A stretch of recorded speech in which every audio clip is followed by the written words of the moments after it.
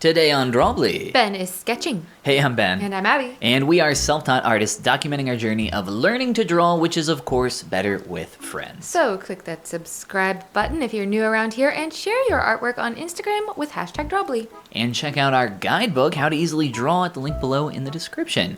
Abby, I'm sketching. I'm sketching so much. Oh my gosh, you're doing it. I'm doing it. Finally, I've learned how to do a sketch. Yes. Sort of. These sketches, every once in a while, you come around the corner in artwork and it's like you've just come around a new corner and you're just a new artist and you're better at something.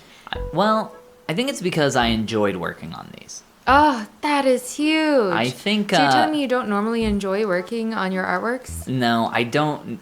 So sketching has always been a weakness for me, and because of that, I think it's really not been enjoyable. So I've made a little bit of a breakthrough in terms of sketching recently, where I've stopped thinking of sketching or sketches in terms of lines, and I'm starting to think about them more in terms of like how I think about painting. So I'm trying to think of light and shadow a little more, much like I would with painting. Good. And that sounds like a really simple, basic concept, but the way I apply that is new. It's different. So it's just been a work in progress of not just like one piece and another piece, but like the overarching idea surrounding, how I sketch. Well, it's working, and I like the hatching that you do to represent shadow. I think hatching is a really fun and nice part of any sketch. I call that scribbling, actually. Not even worthy of a term like hatching. Just Perhaps scribbling. not. Hatching is truly enjoyable because hatching is such like it's like a practiced thing where the more you do it, the more exact you are with it, but the faster you get, and you Not can still me. be really exact. Definitely not. And I'm just saying you have a lot to look forward to Oh. if you decide to pursue perfecting your hatching. Okay. Your face here is perfect. Did you use some reference for this? Yeah, I did. I used a reference for each of these, and I'll show you the reference that I used here on the last sketch that I do. I did 5 sketches in total, really quick. So you'll kind of get a better idea of the process and kind of what that looked like. For these first few, it was just like a bunch of knights with pointy ears or pointy features. I really liked the nose on this one. It was kind of looking like Link. I love that. No, So I was just thinking how much I like that one on this. I kind of leaned into that aspect. Yeah, of I it. love the fantasy element of like the pointed ears, the knights. Well, anytime I do something that like kind of becomes a happy accident, like when I was drawing that silhouette, it was really pointy in the nose. I was like, oh, that's cool. Like I'll just lean into that even more, play around with it. Another thing that I've actually I just remembered it like right now in this moment is for the first part of my sketching process, I've started to figure out that a little more to create like a basic head shape to figure out which way the head is facing a little better. There's all sorts of different techniques like the Loomis method or whatever you want to use. It's all the same basic thing though to create a primitive primitive shape. But and I know how to do that from sculpting, so I just think about like a really basic shape that I would create in 3D and try to represent that a little better here. That's awesome. 2D. No, it looks really good. I was going to say it's funny too how you can hear a thing many times because sometimes we hear, advice. We're always looking for new advice on how to draw.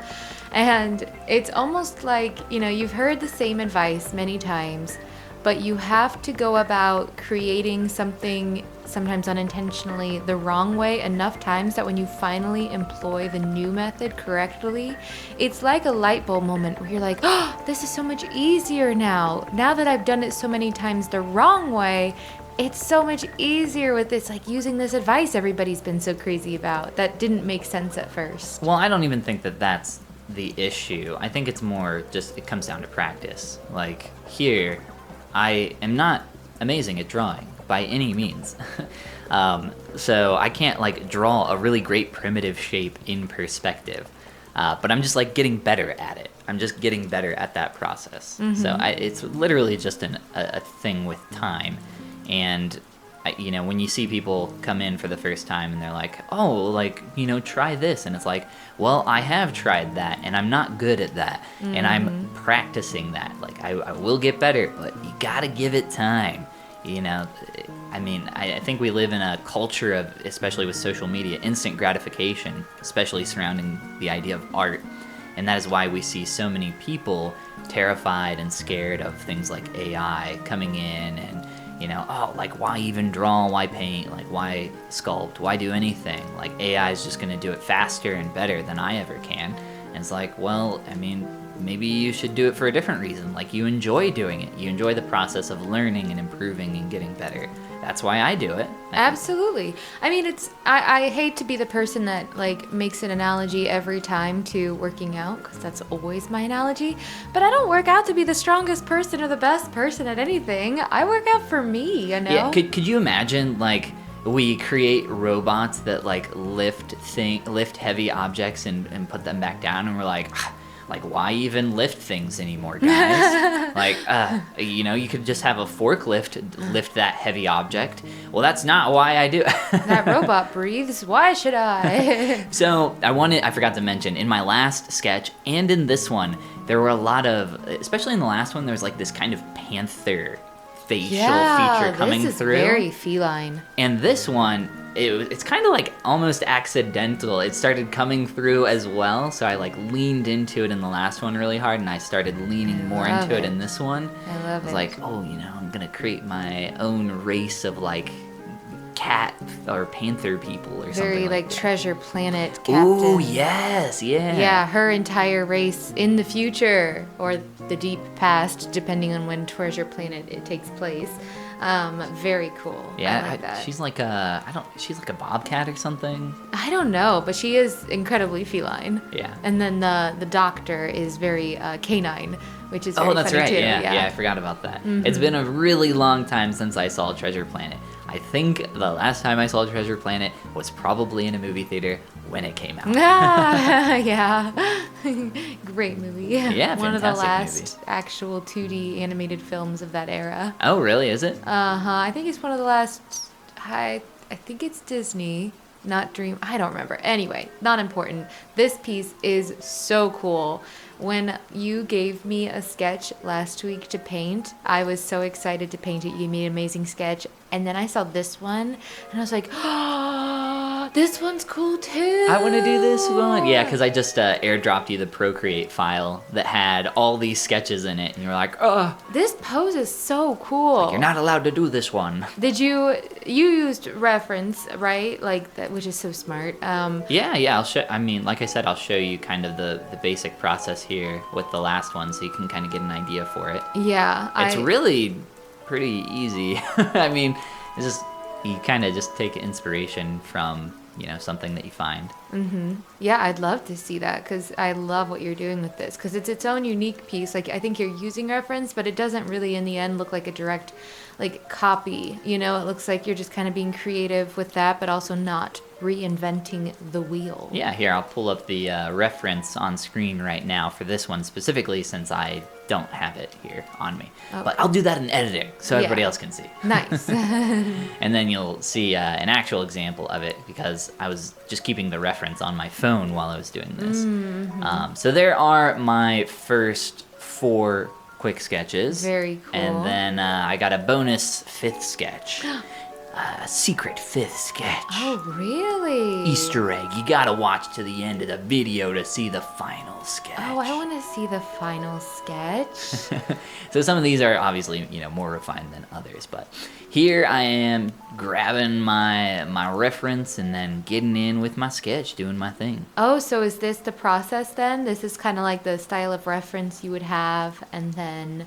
Oh, it depends. I use a bunch of different references. I think it's fun to use stylistic references to get an idea of how somebody else might style something. I totally agree. It is not as easy as just saying, oh, this woman has this facial expression. Let me do that in a stylized way. Well, I didn't want to do this.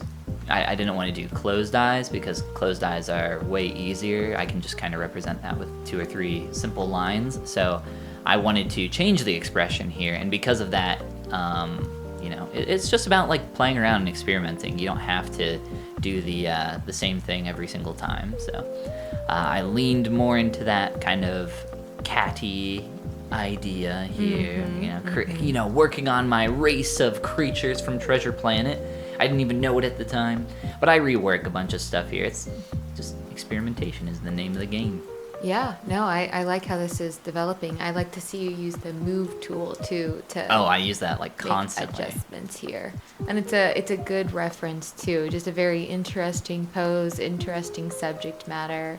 A good choice. Isn't that sometimes half the battle? Finding like a piece of reference that you connect to and like really want to draw. Yeah, I mean, in some ways, I guess there's definitely bad reference, right? Mm-hmm. But I think you can still do something with a bad reference. It's just about finding inspiration. Mm-hmm. Oh, and here I am. I mentioned that I was very jealous of the paper textures that you created. Oh my goodness. So I created my own paper texture. You're doing the most. Very quick paper texture. There it is. But there it is, paper texture, It is a paper texture. Nobody can deny. That's amazing. Papery. I like that. I like that a lot. That's really cool. So yeah, sketching. Working. I like growing, that. Sketching is such an important part of growing and learning and challenging yourself and testing yourself. So good job. It looks like you had a lot of fun with all these too, and I love to see that because it should be fun a lot of the time, Mm-hmm. There's times where you're doing the work and you're doing the work and it doesn't almost feel fun. You're like, oh, this is so hard. But the times where that pays off and you get to do something like this and just have it be fun because it's going well and you know what you're doing, all that hard work, so worth it. All those moments of, oh, this is just hard for the sake of being hard. And it's like, oh, this is why. Mm-hmm. So I can do this. One thing I want to try to do more of is kind of this idea of sketching without going like really in depth on painting something. And that's what I kind of practiced here, you'll see in just a moment. So I didn't want to spend like a ton of time creating this really refined finished painting, because I've actually been learning a lot more just from the early stages of sketching stuff.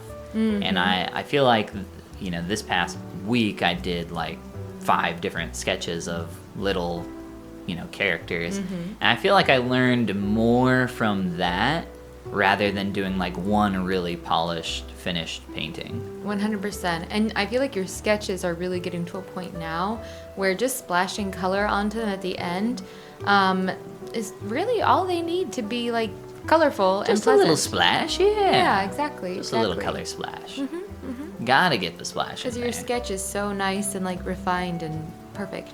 Yeah, that's actually something that I've seen a lot of artists do, but specifically Andrew Cockroach, which is an artist I've talked about on Drawbli a lot, mm-hmm. is a guy that, he has a bunch of different styles. He has about like 2 or 3 different styles of rendering that he'll do, but one of them is just putting flat colors on top of his sketch to really let this sketch shine through, yes. But let create some extra visual interest with some quick colors. Mm-hmm. So that was my idea here. I was like, I want the sketch to shine through. I'm not going to paint over top of it, but I'm just going to create some really quick basic colors. Yes, so. Basic shapes. I like that. Basic colors.